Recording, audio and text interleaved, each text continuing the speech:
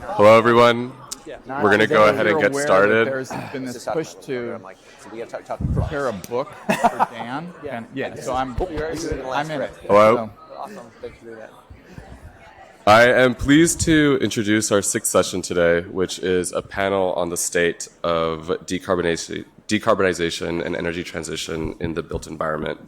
We're joined by our moderator, Kalin Bracken, real estate lead at the World Economic Forum. And for our panelists, we have Christopher Thomas, partner and co-founder at Assembly Ventures, Alex McRae, deputy director at D.E. Shaw Renewable Energy Investments, Stephen Hammer, advisor for the global climate policy at World Bank, and David Gilford, head of policy and strategic partnerships at Sidewalk Infrastructure Partners. Please join me in welcoming them.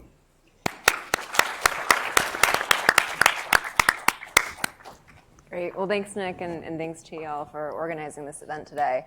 I think we want to kick off before getting into the state of the energy transition in the built environment. Just a little background on the panelists. I know you're all MBA students in the audience. So, Chris, let's start off with you. Tell us a little bit about your role and just your background. Sure. So I always wear the exact same outfit that I'm wearing in my picture, which is very odd. But I'm a working class guy, Michigan State, turned investment banker, turned U.S. Army officer with one deployment to Iraq, turned SOM grad in 2009, and then had the chance to start the first fund uniquely investing in mobility in 2009 after graduation. So over the next decade, 50-plus businesses, air, land, sea, and space, everything from Series C to Series B, some of the largest exits in global mobility over the last decade. And I'm with Assembly Ventures, co-founder and partner with my team in Detroit, Berlin, and Silicon Valley. And we exist for two main reasons by way of the underlying hypothesis as to what we're investing in. We believe there's a bifurcation happening between East and West that is very serious and accelerating, beginning with the US and China, but holistically across the Western and Eastern realms. And manufacturing, supply chain, and overall logistics opportunities are going to be pronounced as we see allied shoring and onshoring of those assets and technology implementation. And then two, we have a core and abiding belief in the legacy industrial centers of the economic West. So Munich, Turin, Detroit, Pittsburgh, Tokyo, Seoul. If those billion-dollar balance sheets today make the right strategic technology, partnership, and acquisition decisions, they can remain relevant, and the industrial West, in combination with the entrepreneurial West, can lead the way the world moves. But I sit in Detroit with my co-founder, Jessica Robinson. Our other co-founder, Felix Schäufelin, sits in Berlin, and we have a man in Mountain View as well. And it's a pleasure to be here. Thank you. Alex McRae. I am at D.E. Shaw Renewable Investments, which is an arm of the hedge fund in New York. My office is actually in Denver, Colorado. I lead a team that predominantly focuses on capital X type investments, and it is a fascinating industry to be in, as we're all aware that I think this is one of the greatest energy transitions in the history of the planet. So it's an honor and a privilege to be kind of in the trenches, if you will. And I think it's been explained to me as you are trying to change a jet engine mid-flight. So it is wild and it is turbulent, but it is a fascinating place to work for those of you looking for a career potentially in the renewable energy space. Outside of work, I have 3 young kids in Colorado. Well, with this auspicious panel, you really got to pull out the big guns in terms of what your background is. And so my very first job out of college, I was a professional blackjack dealer. I had other jobs, and then I became an academic, and then I landed at the World Bank, where I was leading work on cities and climate change. And then I moved to become head of the global climate policy team, and now I'm an advisor on climate policy, climate finance. I work primarily representing the bank at the G7, the G20 within the UNFCCC system. I'm our representative as part of the UNFCCC negotiations process. And kind of the interesting thing for me, the juxtaposition of fascinating conversation today, well done to the organizers, really. I applaud you for who you pulled together in great conversations. Was just the utter and complete disconnect from where the policy conversations are going on in global negotiations. Failure to understand how to capitalize on what you're talking about, what you are presenting as an opportunity. And I think one of the challenges that we all have in this community is to figure out how to get things closer together. And so that's one of the roles that I play at the bank, trying to be the bridge between that and the work of probably the oldest impact investor in this room since 1945. We have turned $21 billion of paid-in capital into $800 billion of lending over the last 75 years. So glad to be here. Good afternoon, everyone. I'm David Gilford. As mentioned, I'm head of policy and strategic partnerships for Sidewalk Infrastructure Partners, which is an offshoot initially of Alphabet that has now been funded by a range of public pensions and other institutional investors to build what we see as the future of infrastructure, applying technology to some of the biggest challenges around sustainability, economic development, mobility, and so forth. I came to SOM in 2005 to really inspired by the mission to educate leaders for businesses and society. I didn't realize what that was going to sort of actually translate to in terms of my career, but looking back, I'm so grateful to be in this room. I mean, one thing at the time, we did not have a room as big and beautiful as this on campus. But I had, before SOM, I had worked in government a bit, and I had worked in a startup. And I knew I was interested in both. So rather than figuring out, like, do I want to go to like a public policy type degree, or do I want to go to a sort of a finance degree? SOM seemed like this great blend. And it truly proved to be that for me. So I left SOM in 2007 and joined GE Capital and was in the renewable energy investing business for a bit, where I kind of caught the bug for thinking about how technology can be applied with finance and sustainable business models to really improve sustainability and to create better outcomes. I then had a chance to join the administration of Mayor Bloomberg in New York City to work on sustainable economic development. And that really was for me the moment where I realized that applying the lessons of business in a public setting could really enable there to be a bridge to create partnerships that really are win-win.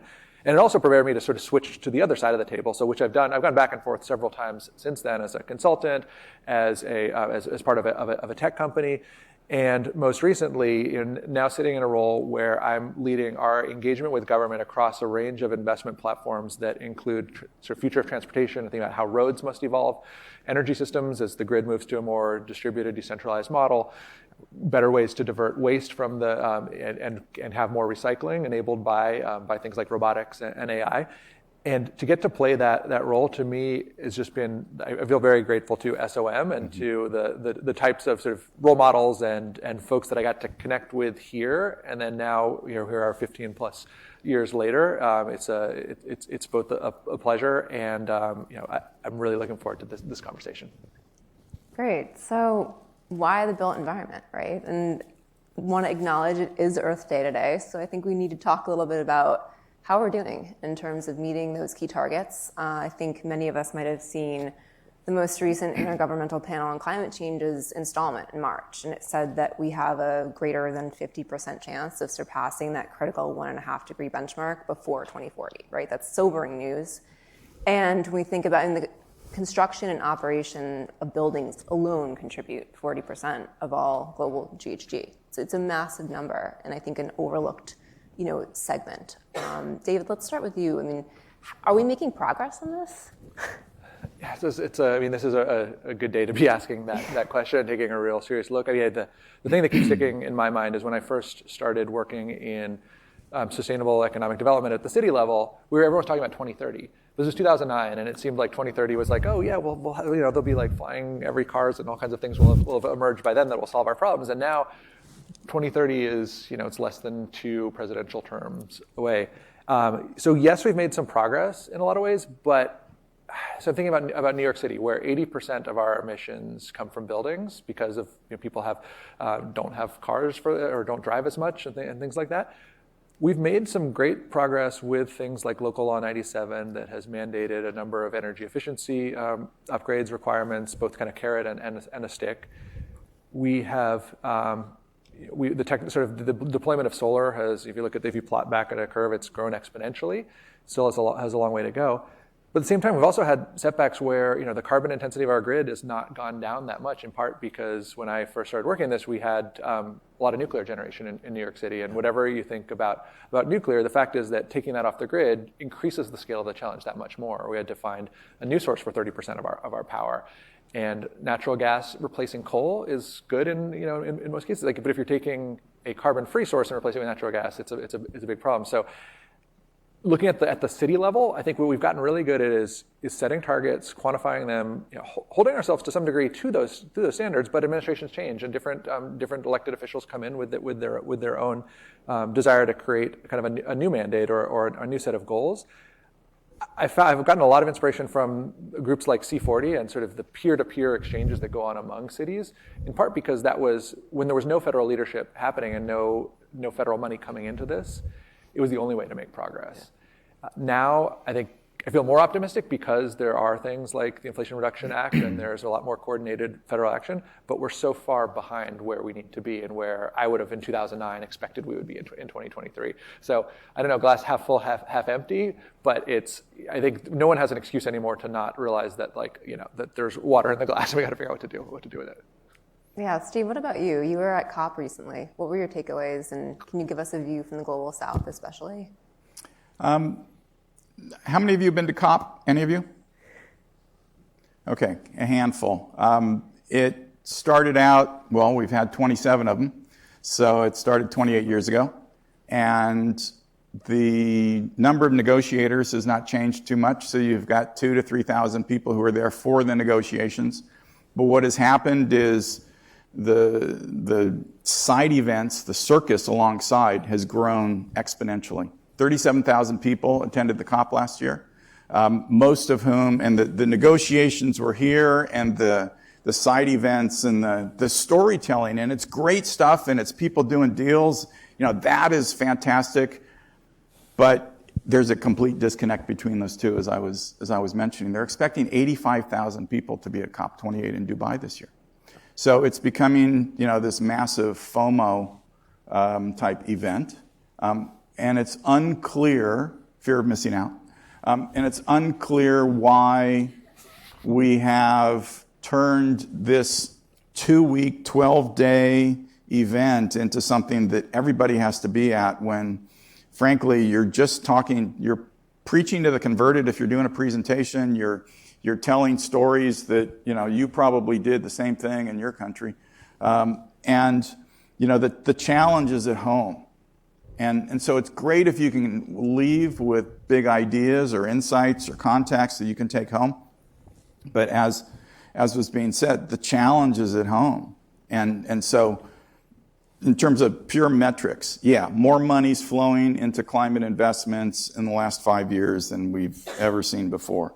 But at the same time, emission trajectory going up. I've been doing a lot of work lately related to methane emissions. And, despite the fact that everybody recognizes that this is a gas that has, different characteristics than carbon dioxide and is directly linked to the current warming we are experiencing, those numbers are still going up, and we're not putting the investments into that. So, there is great technology transformation underway in many countries, not all countries. There is increased investments in adaptation in many countries. The hardest hit countries are not seeing the money that they need. That's one of the big challenges that we're trying to help address. But I think there's also this strategic piece about what we're doing, why we're doing it, and where we really need to be spending our time and attention. And I think a lot of that goes back to fixing the systems at home. And there's been a lot of conversation already today about the importance of policy and governance and capacity at home to facilitate all of your money so it can go do the good impact you're trying to achieve. And that's where I think where we need to really be focusing our attention. Great. Alex, what about you from the energy generation side of this? Sticking with the analogy that we are trying to change a jet engine mid-flight, and it is turbulent. And that turbulence is good, and I'll try to do my best to explain what that means at D. Shaw. That's frankly what my day job is, and my colleagues' day job is mitigating and managing the turbulent nature of a transition. So I think the demand for clean energy is relentless. The demand for clean energy investment opportunities is also incredibly strong. But that said, and I think, the naive Alex as a SOM student, it is very much a physical business. So as obsessed as I was with a financial model or a particular input, understanding what that assumption is, understanding how do you shape your kind of risk profile around that assumption is what we do at scale. And I think, just to highlight some of the turbulent events, COVID obviously was a big one that impacted everyone, but solar and wind and renewable energy is no longer this kind of small niche market, and we are no longer able to kind of fly under the radar, holding the analogy again. Supply chain is, we are exposed. We are exposed to tariff risk. We are exposed to raw commodity price fluctuation. We are exposed to COVID, shipping. A couple examples, an earthquake in the Yunnan province shuts down a polysilicon manufacturing facility. That is a shock to the industry. And we are able to rebound, but that impacts our day-to-day ability to execute and deploy capital and invest.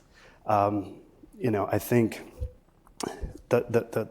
what happened with steel impacts our business. We have hundreds of thousands of acres that are blanketed with solar panels and steel racking.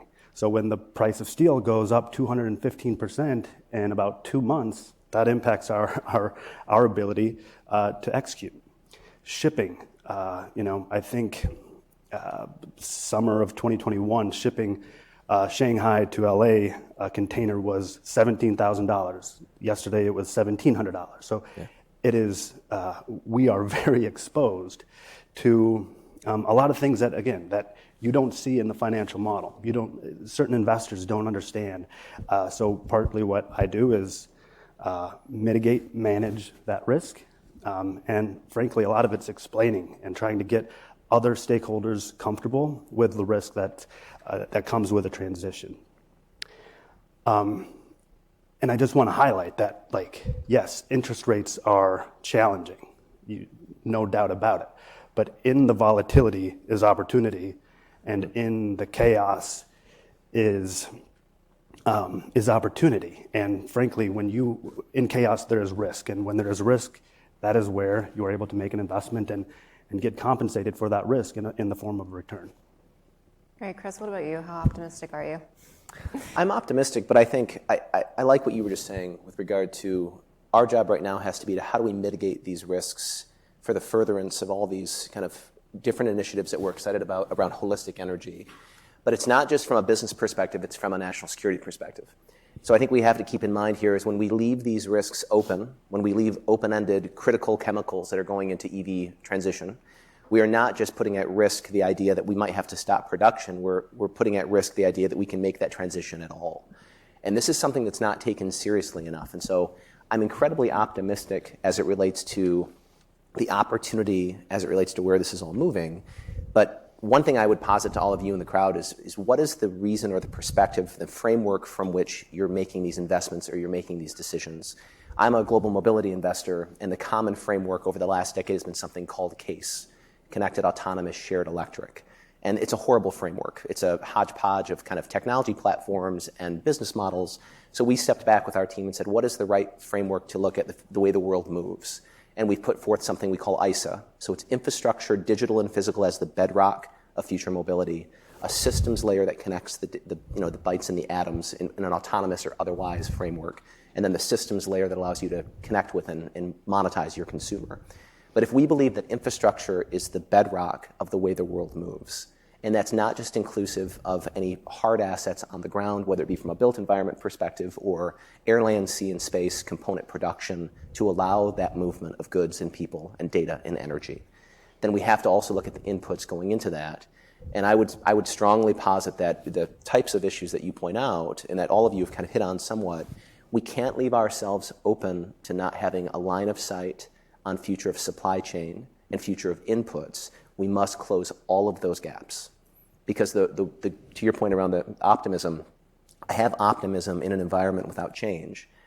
All we're going to experience is change. And change like the war in Ukraine right now is one that, if it moves in a differentiated way or it propagates, the types of things we're hoping to run toward are going to change tremendously, and it won't be these targets. It'll be something very different.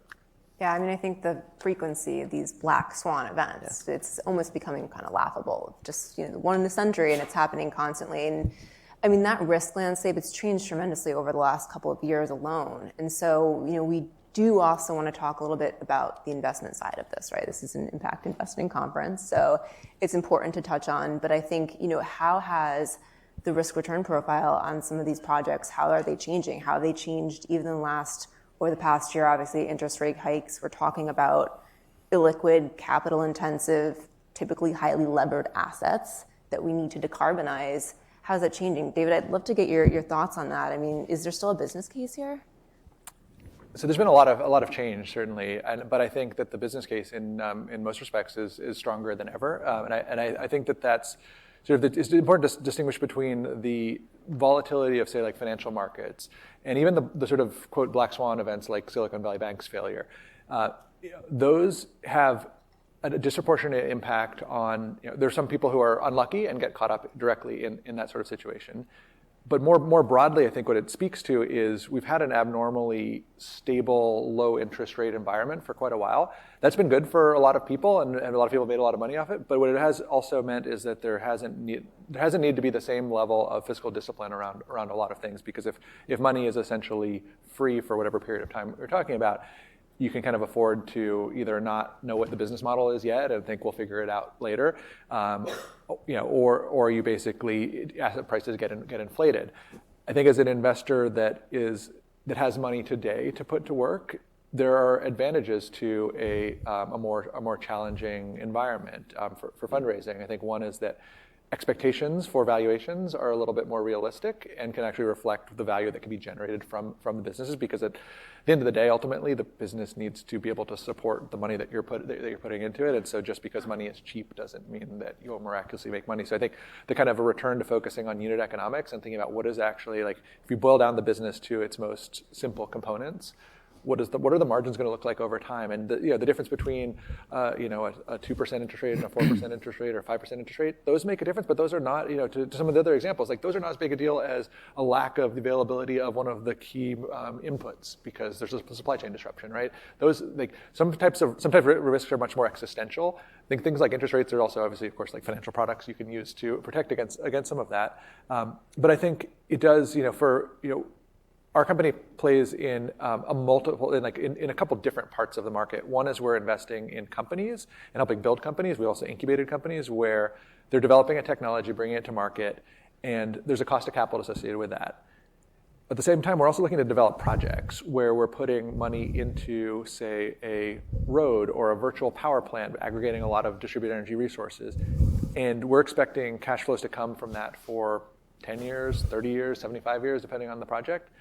Those are very different profiles of like what you're doing with the capital, as well as how much of an impact the current interest rates have on that. So I'd say it's turbulent, to continue that metaphor, but in that turbulence, I think, shakes a lot of things loose, including kind of figuring out what are the really solid business models and where should capital actually be going. Yeah, Alex, I'd love for you to elaborate on that a little bit, and I know you touched on it earlier, just on the risk side, but can you tell us what you're seeing from your investors? So strictly in the energy space, I highlighted several kind of those turbulent events, but frankly, things are good, right? The sun is still shining and the wind is blowing, so we have $0 cost of fuel. That is a good investment, and we have off-takers willing to sign long-term contracts. That's a good investment. We have technology that's evolved incredibly. Stable, durable, low degradation, efficient. That's a good investment. I think there's still a lot of uncertainty. So interest rates, I think the financiers of the world understand interest rates, and it's something that we can construct around. And whether you're lucky or unlucky during those interest rate kind of movements, we were fortunately lucky. But that is something that you can construct around. You can hedge. There are other things that are less straightforward. So in our business, when a certain supplier from Southeast Asia is detained at the port under a withhold release order because there is, suspected that raw materials are from the Xinjiang region, that's something that we didn't really plan for. That's not in cell B4 of the financial model. we don't have insurance that covers. There are other risks, and that is, so when we speak to investors, when we speak to lenders, tax equity investors, that's something that they weren't thinking about either. And we have to kind of, one, understand it ourselves first, and then two, being able to explain it. And then it's been challenging because after the withhold release order, UFLPA actually, it went one step deeper into the supply chain where instead of proving that the polysilicon didn't come from Xinjiang, we had to prove that the quartzite, which is essentially sand, and that is often a cash transaction, that the traceability and documentation just didn't exist. So that hurts a project milestone and a project in construction with a construction loan in place. That's very hard to explain to a lender why we're going to miss that milestone. And that's not just us, that's the entire industry being impacted by that. So there's been, it's been turbulent. We've all gotten a lot smarter and slept a lot less, but the fundamentals are still there.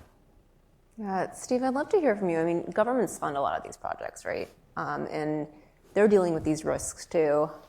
Are governments still in a position to be able to be incentivizing and funding projects? Have you seen a change even in the last 6 months around the capacity? So, well, there are a few things, and if you don't mind, I'd like to pick up on some of the issues that others on the panel have raised. So,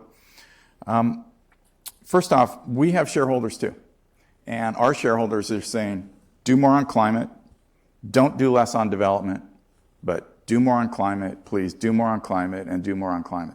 And so and obviously there's an entire conversation going on globally about the role of the World Bank and multilateral development system, and does there need to be some type of evolution so that we can do more on this notion of global public goods. And so we've begun to set performance metrics for ourselves. And so in 2015, we established our first ever climate finance target.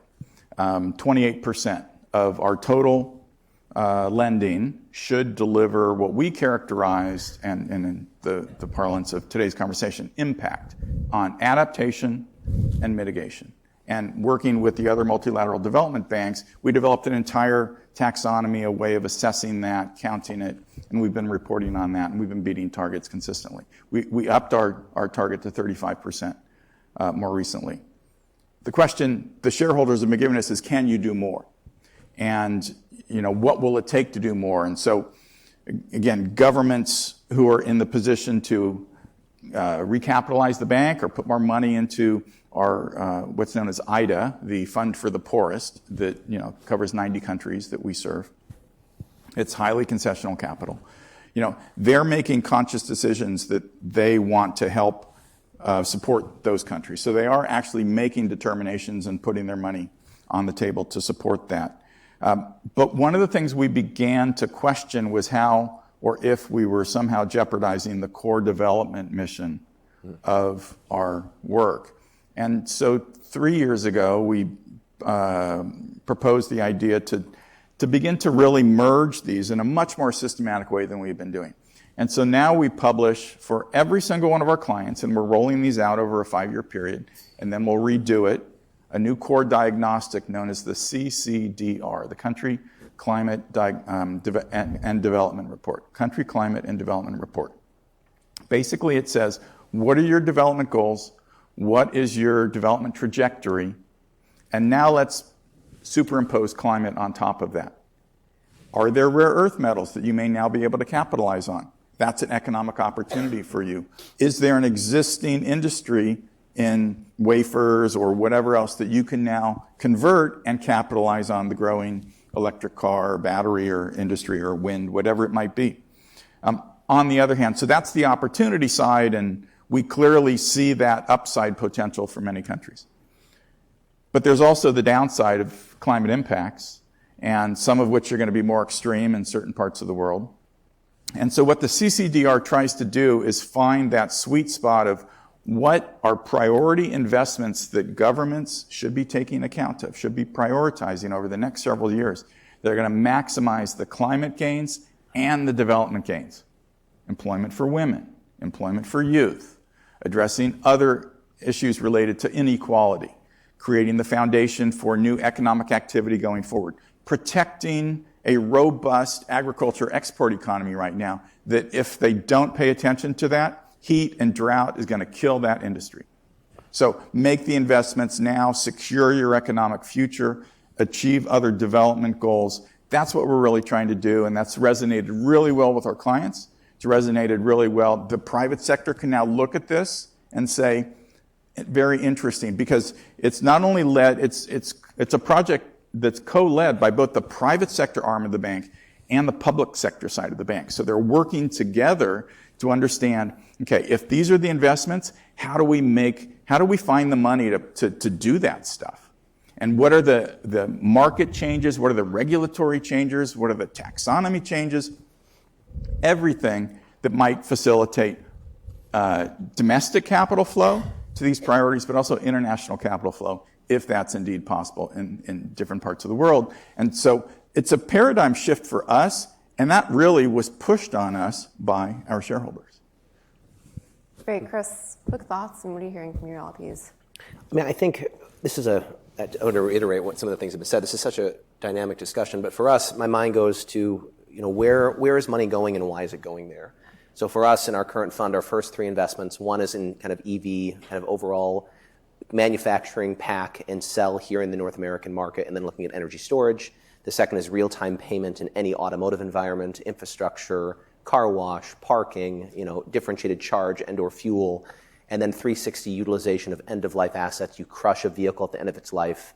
You shred those ferrous and non-ferrous metals. How do you get a complete reuse of aluminum to be put back into marketplace? So some people would offer that maybe one of those is an impact business. Maybe 2 of them are.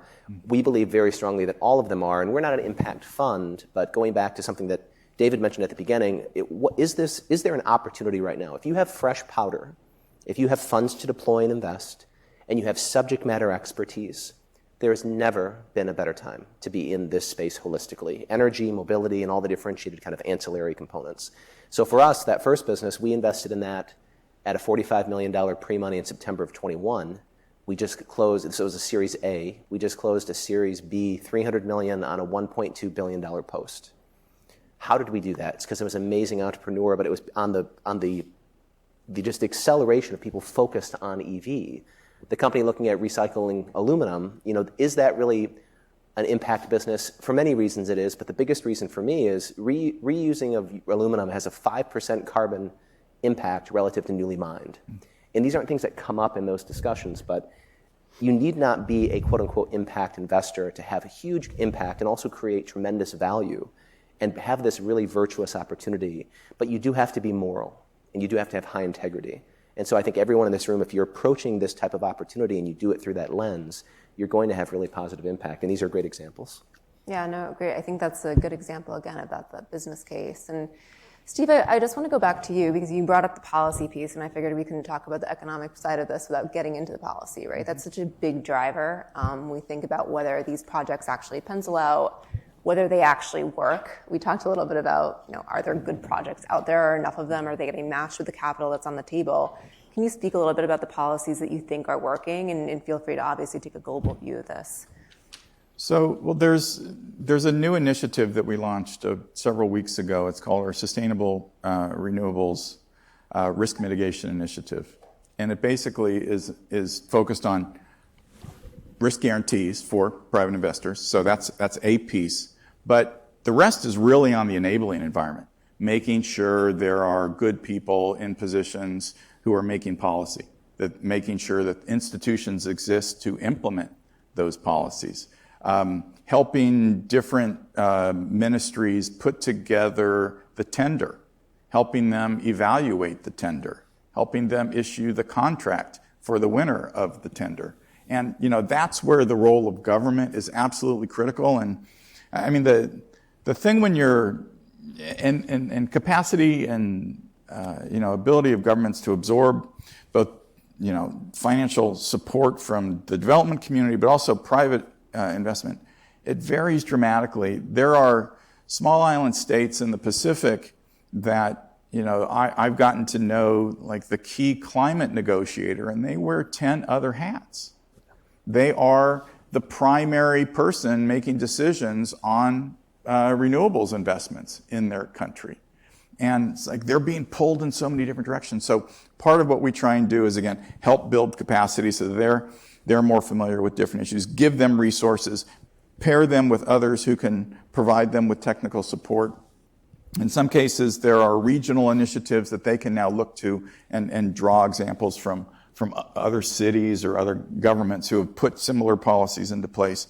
So we're really trying to build that enabling environment, and that is where we're seeing if those things don't exist, then it's going to be hard for the money to flow.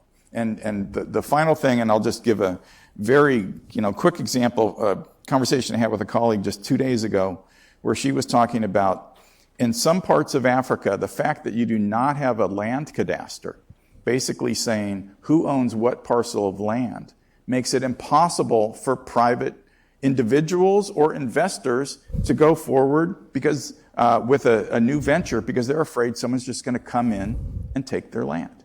So those are the core fundamentals. Those are the pieces that we help governments build out at the national, regional, and subnational level. But it is the foundation on which investing like this can succeed. Yeah. David, I'd love to hear a little bit from you. And, we've heard a little bit earlier about the Inflation Reduction Act. I'm sure a lot of us are familiar. There's a lot also happening in the EU. There's sort of this, there's carrot and there's stick. I mean, do we have the right balance when we think about what needs to happen? Yeah, it's a good question, because I think there's the balance question. There's also just how much do we need overall, because I think even if we had the right balance right now, there just needs to be more happening faster. But I mean, what Stephen was saying from a global perspective, I think there's a very analogous thing going on in the US, which is that you have something like the Inflation Reduction Act or the Bipartisan Infrastructure Law, these federal policy actions that theoretically make available hundreds of billions of dollars throughout the country. But states have very different levels of capacity, have different levels to which they kind of believe that this is an issue that needs to be addressed. And then cities within any given state have varying levels of capacity. So this is, I think, probably the most direct way this often plays out is having a fairly conservative state that has like a Republican governor and legislature, and then a democratically controlled city that they're sharing the same geography, but you have a bill that was written by hundreds of people at the congressional level for the country as a whole. To get that translated to a local project, there are so many points of failure that are not about the economics of the transaction, right? They're about political relationships, they're about clout, they're about all kinds of things that in an ideal policy world would not be the driving factors. But I think the areas where I see the ability to have the biggest impact is really on that capacity building side of things, where we know that there is an unprecedented amount of money available right now for a lot of these types of projects. Some of which, if it's a tax credit that's available to everyone in the country, that's pretty good. It's it'd still be better, I think, in my opinion, if some of the things could be just a simpler mechanism, so we don't have direct pay for a lot of things in terms of the incentives from the Inflation Reduction Act. But in some ways, you don't need as many lawyers and accountants and everything to get some of the credits. But I think that the ability for a small city where, to Stephen's example, where it's the mayor is the only one who can actually work on this. There's no sustainability director, there's no chief technology officer. The mayor may have another job, and in some cases too, because cities don't often pay enough to really live on. The ability of, say, like a nonprofit to work with that city and figure out, okay, you have these climate ambitions. How do we actually build the structure through which a private entity that wanted to deliver projects in that city could partner with you, and where you could be a good, well-resourced partner to not make avoidable mistakes and be taken advantage of, for example. There's work that I've personally been involved in something called the Innovative Infrastructure Initiative, which is something that we initially seeded the funding of, but it's now part of the nonprofit Accelerator for America that was started by former Los Angeles Mayor Garcetti, that is working with dozens of cities across the country that are trying to deal with problems that range from homelessness, economic inequality, to sustainability. And using a cohort-based model, bringing staff who are actually working on projects together, giving them access to technical advisors, giving them access to each other, and taking a project from conception through to delivery first, it helps the city tremendously in relieving some of the burden and also some of the inequality that exists among cities. But it also means that from a private sector perspective, there are many more cities out there that are good partners. And I think when you think about the fact that our infrastructure needs are measured in trillions, not billions, there's no way forward that doesn't involve private capital. And so it's really a question of, are we going to do that in a way that is sustainable and that has a positive climate impact, or are we going to just repeat the request for proposals and the projects of the past 50 years?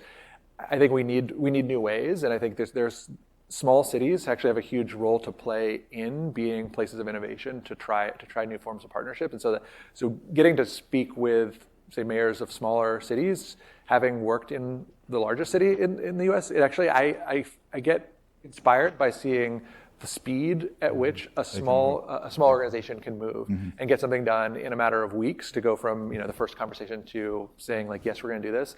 And I think if that happens at scale across hundreds or thousands of cities, I think we can get much better outcomes more quickly. Yeah, I mean, the different levels of government working together, right? That's such a critical piece of it, and it never happens. And also just the trust between the public and private sectors. I mean, coming from the real estate side of things, it's not necessarily there.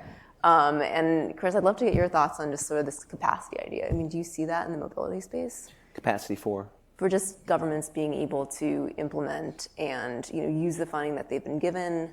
What are your thoughts there? I think that I think the money is being used, but the question is, where is it going and why is it going there? And I think some of the points that you gentlemen have brought up, we've got individuals in positions of allocation for large infrastructure assets who in many cases have never been on the ground working on those jobs or structured them in a local, state, or federal way. That's a mistake. I love what you're saying about how do we actually build these ministries and cabinet positions with experts that can actually implement. But for us, I'm a big believer that the most successful way in which we structure these types of forward-going partnerships are through PPPs.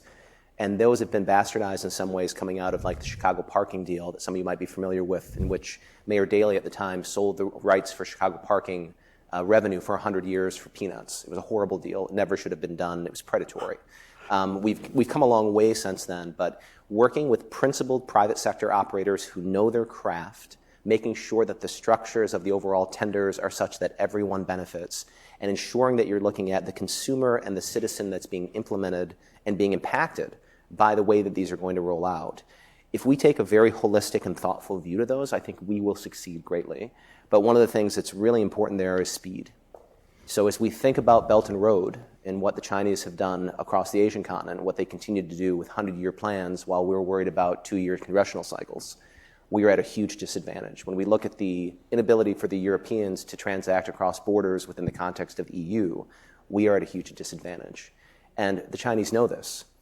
And so we have to be very honest with ourselves around what is the world in which we are transacting, what is it we're trying to build, what are the timelines to build it, and who are our allies.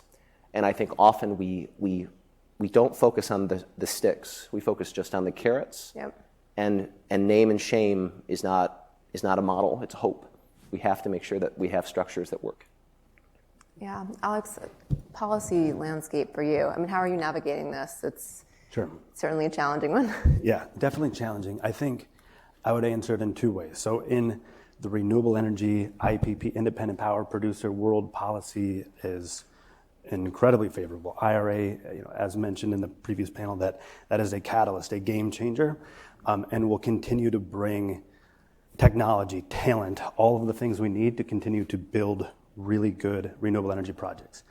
However, despite we have all the sun we could possibly need, we have the wind, we have all of these puzzle pieces in place, transmission is a massive bottleneck, and we are not in that business. I am not a transmission expert.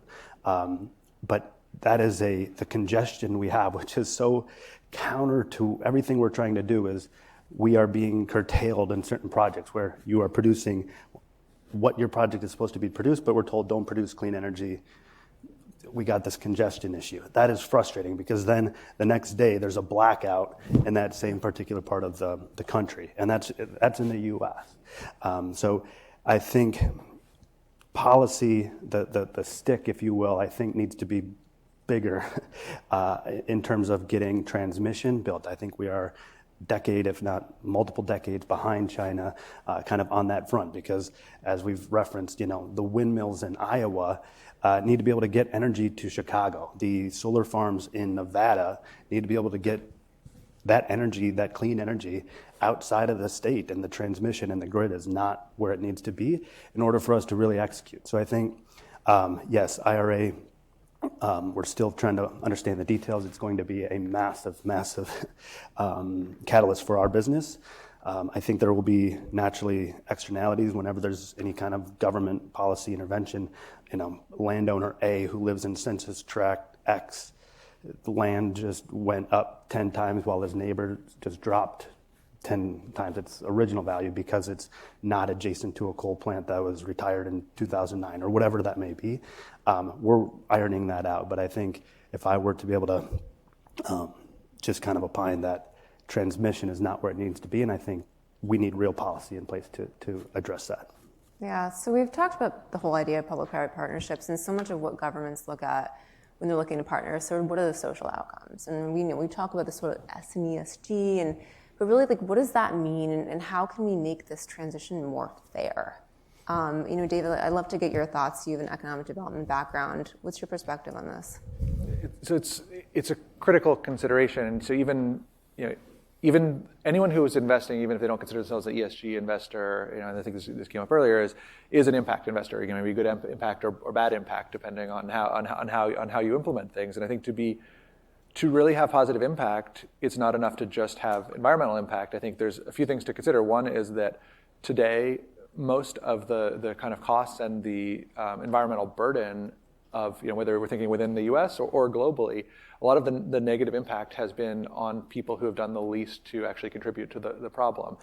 And so kind of from the perspective of where is the project providing benefits, sort of with an environmental justice lens, you think, okay, let's make sure we focus on the places that really need it. So this is not, it goes beyond carbon too. Of course, there's also things like local air quality, water pollution, and things like that. But I think even that is not quite enough, because this is an opportunity for economic development. And I think that what the Biden administration has done with the Justice 40 initiative is a great step. So essentially that states that they're seeking that federal climate action, 40% of the benefits should go to disadvantaged communities, and thinking in terms of the economic benefits as well. When it comes to the private sector, I think then it's really, we've talked about government capacity, but I think private sector capacity is also really important, whether it's just the ability to build projects and to get things done, but also, are there opportunities for historically underutilized businesses, like minority or women-owned businesses, to actually participate in this opportunity?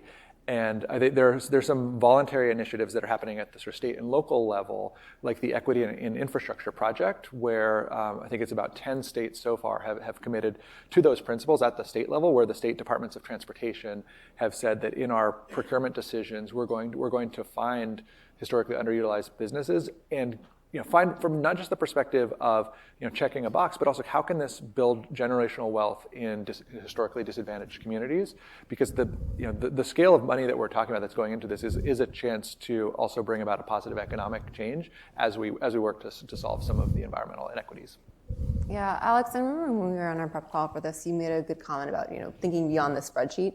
Yep. And thinking about what are the impacts that a project in a certain location is going to have on the people that live there. I mean, what are some things that you try to factor in? Yeah. Again, as a naive student, I think you hear the term NIMBY, or not in my backyard, and I think in my head I thought it's these wealthy people off the coast of Martha's Vineyard that don't want to look at windmills. But in reality, it's that's somebody's generational farm they've owned that for 150 years, and we're now going to come to their community and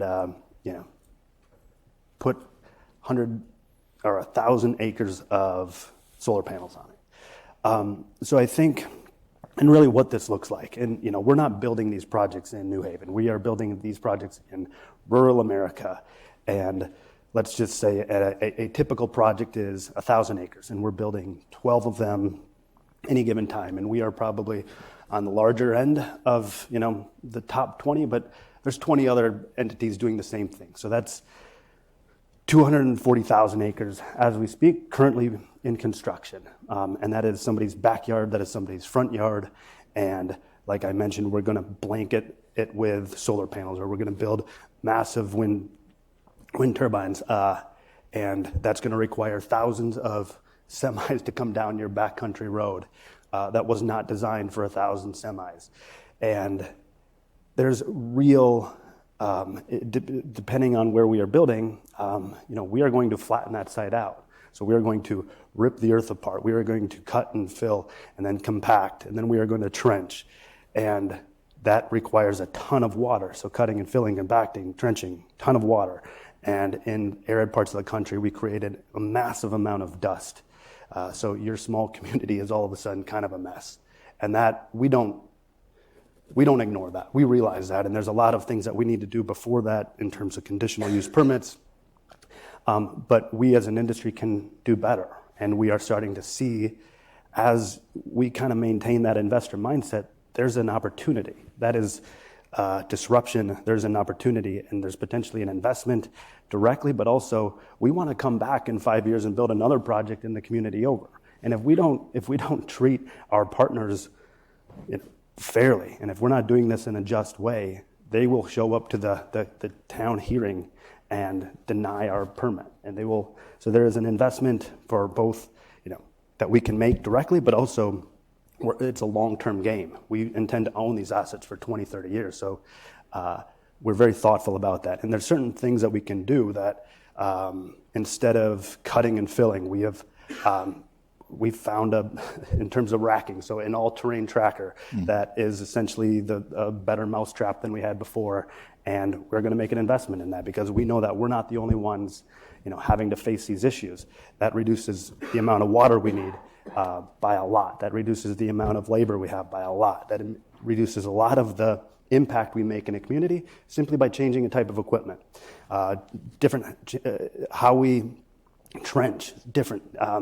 How we're helping our suppliers package materials differently, so they don't need 1,000 trucks. So I know we're running out of time, but very passionate about this. This is something that is critical to this energy transition, is being thoughtful about it. And I think a lot of people think that we are, a hedge fund in New York City and we don't leave the office. We very much understand that this impacts people's lives and livelihood, and we take it very serious. Great. So we are short on time. Thank you for pointing that out. I just want to turn to the audience and see if anyone has any questions. Yes, right there.